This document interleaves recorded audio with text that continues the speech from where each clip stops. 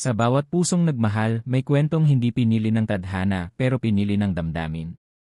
Dito sa ating channel, bibigyang buhay natin ang mga bawal pero tapat na pag-ibig.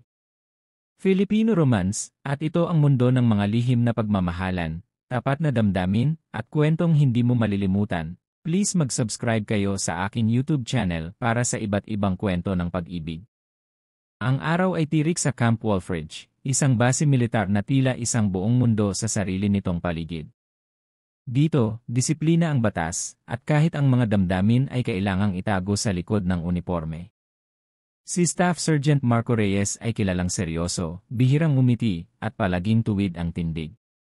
Sa ilalim ng kanyang sombrero, may matang matalim ngunit malalim, parang may tinatagong sugat na hindi kailanman pinatungan ng benda.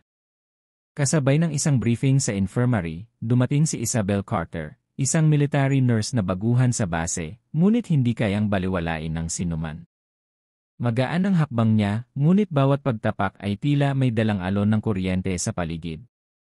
Suot niya ang puting unipormeng medikal, medyo hapit sa baywang, at kitang-kita ang kumpiyansa sa bawat pagbitaw ng ngiti. Napalingon si Marco. Walang salita. Pero saglit siyang napatigil. Mula ulo hanggang paa ay tinanaw niya si Isabel. Hindi bastos, kundi parang naguguluhan sa sarili kung bakit hindi niya maiwasang tumitig. Napansin ito ni Isabel. Ganon ka ba tumingin sa lahat ng nurse? O ako lang ang may pribilehiyo, tanong niya, sabay taas ng kilay at miting may kalokohan. Hindi ako tumitingin, mabilis na sagot ni Marco, pero halata sa tinig niya ang pagkapikon at pagkakabuko.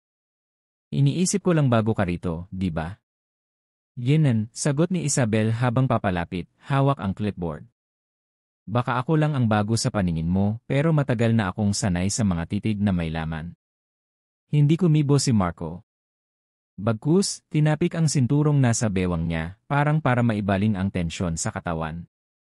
Pero kahit anong pilit niyang pigilan, ramdam niya ang init ng presensyang dala ni Isabel, parang usok na bumabalot sa kanya sa bawat segundo ng pagtitig nito.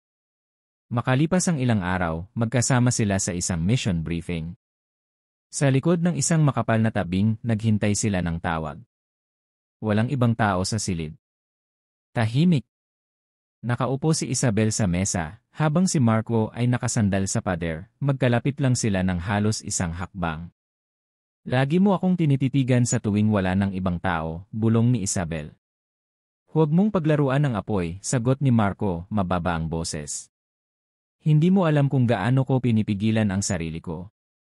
Lumingon si Isabel, bumaba ang tingin niya sa labi ni Marco. Baka hindi mo kailangan pigilan, sabi niya, halos isang hininga na lang ang layo sa mukha ng sundalo. Humakbang si Marco, dumampi ang likod ng daliri sa pisngi ni Isabel.